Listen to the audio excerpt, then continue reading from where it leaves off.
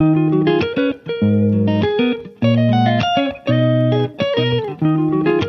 श्रीमन नारायण। नमस्कार दोस्तों, मेरे चैनल में आपका स्वागत है। आज मैं आप लोगों को पुरुषोत्तम मास महात्म कथा या अधिक मास महात्म कथा अध्याय 25 सुनाने जा रही हूँ। इसके पहले की कथा में आप लोगों ने सुना कि दीप दान का क्या फल होता है। दीप दान करने से जन्म जन्म की दरिद्रता का नाश होता है और मनुष्य की सभी इच्छाओं की पूर्ति होती है। अब मैं इसके आगे की कथा आप लोगों को सुनाती हूँ। इससे पहले कि मैं कथा आरंभ करूँ, आप लोगों से मेरी विनती है कि जो लोग मेरे चैनल पे नए हैं वो मेरे चैनल को सब्सक्राइब कर लें और बेल आइकन प्रेस करना ना भूलें। इससे मेरे आगे आने वाली वीडियो की नोटिफिकेशन सबसे पहले उनको मिल जाएगी। और कथा अच्छी लगे तो वीडियो को लाइक शेयर जरूर करें। राजा दृढ़ धनवा बोला, हे ब्राह्मण, हे मुने, अब आप पुरुषोत्तम मास के व्रत करने वाले मनुष्यों के लिए कृपा कर उद्यापन विधि को अच्छी तरह से कहिए। वाल्मीकि मुनि बोले, पुरुषोत्तम मास व्रत के संपूर्ण फल की प्राप्ति के लिए श्री पुरुषोत्तम मास की उद्यापन विधि को थोड़े में अच्छी तरह से कहूँगा। पुरुषोत्तम मास के कृष्ण पक्ष की चतुर्दशी, नवमी अथवा अष्टमी को उद्यापन करना कहा है। इस पवित्र पुरुषोत्तम मास में प्रातः काल उठकर यथा उपलब्ध पूजन के समान से पूर्वाह्न की क्रिया को कर एकाग्र मन होकर सदाचारी विष्णु भक्ति में तत्पर स्त्री सहित ऐसे 30 ब्राह्मणों को निमंत्रित करें। हे भूपते, अथवा यथाशक्ति अपने धन के अनुसार 7 अथवा 5 ब्राह्मणों को निमंत्रित करें। बाद में मध्याह्न के समय 16 शेर अथवा उसका आधा यथाशक्ति पंच धान्य से उत्तम सर्वतोभद्र बनावें। सर्वतोभद्र मंडल के ऊपर स्वर्ण, चांदी, तांबा अथवा मिट्टी के छिद्र रहित शुद्ध 4 कलश स्थापन करना चाहिए। 4 व्यूह के प्रत्यर्थ चारों दिशाओं में बेल से युक्त उत्तम वस्त्र से वेष्टित पान से युक्त उन कलशों को करना चाहिए। उन चारों कलशों पर क्रम से वासुदेव, हलधर, प्रद्युम्न और अनिरुद्ध देव को स्थापित करें। पुरुषोत्तम मास व्रत के आरंभ में स्थापित किए हुए राधिका सहित देव देवेश पुरुषोत्तम भगवान को कलश युक्त वहां से लाकर मंडप के ऊपर मध्य भाग में स्थापित करें। वेद वेदांग के जानने वाले वैष्णव को आचार्य बनाकर जप के लिए 4 ब्राह्मणों का वरण करें। उनको अंगूठी के सहित 2-2 वस्त्र देना चाहिए।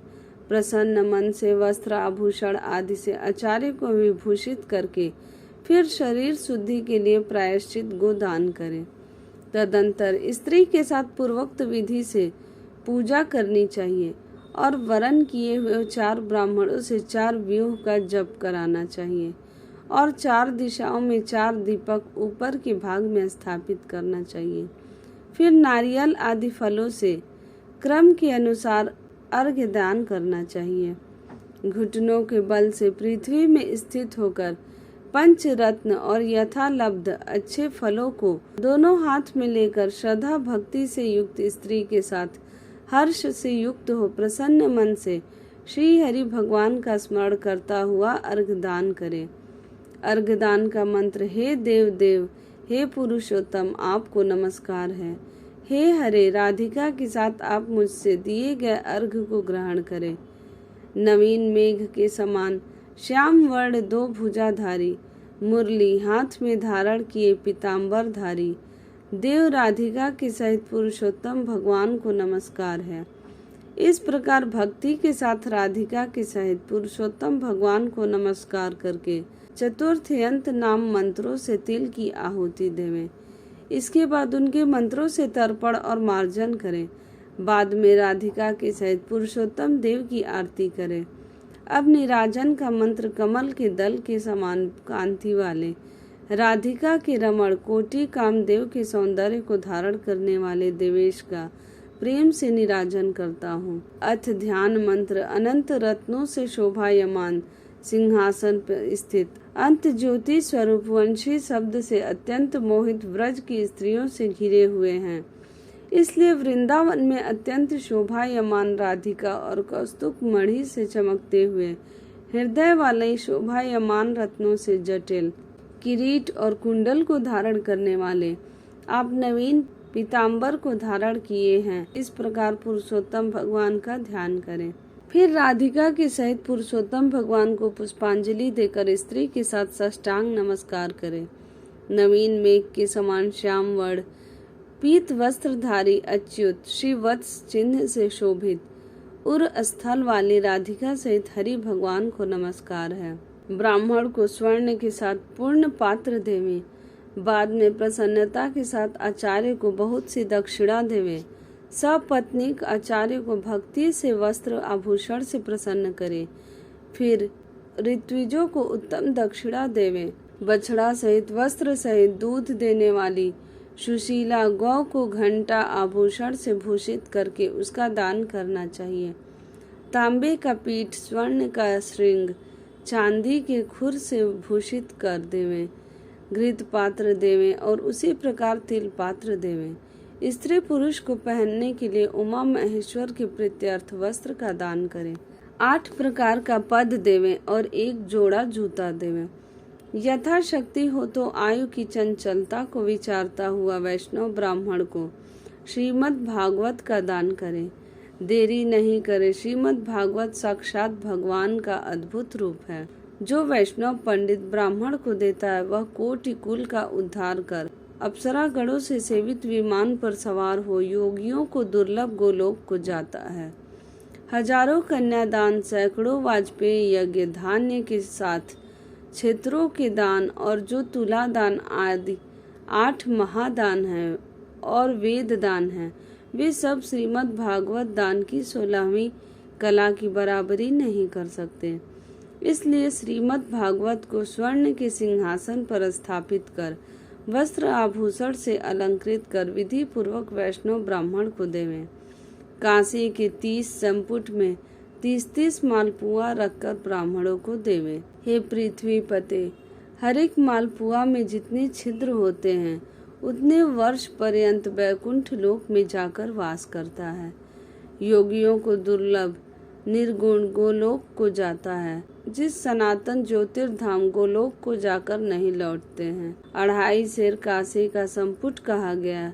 निर्धन पुरुष यथाशक्ति व्रत पूर्ति के लिए संपुट दान करे अथवा पुरुषोत्तम भगवान के प्रीत्यर्थ मालपुआ का कच्चा सामान फल के साथ संपुट में रखकर देवें। हे नराधिप, निमंत्रित सपत्नीक ब्राह्मणों को पुरुषोत्तम भगवान के समीप संकल्प करके देवें।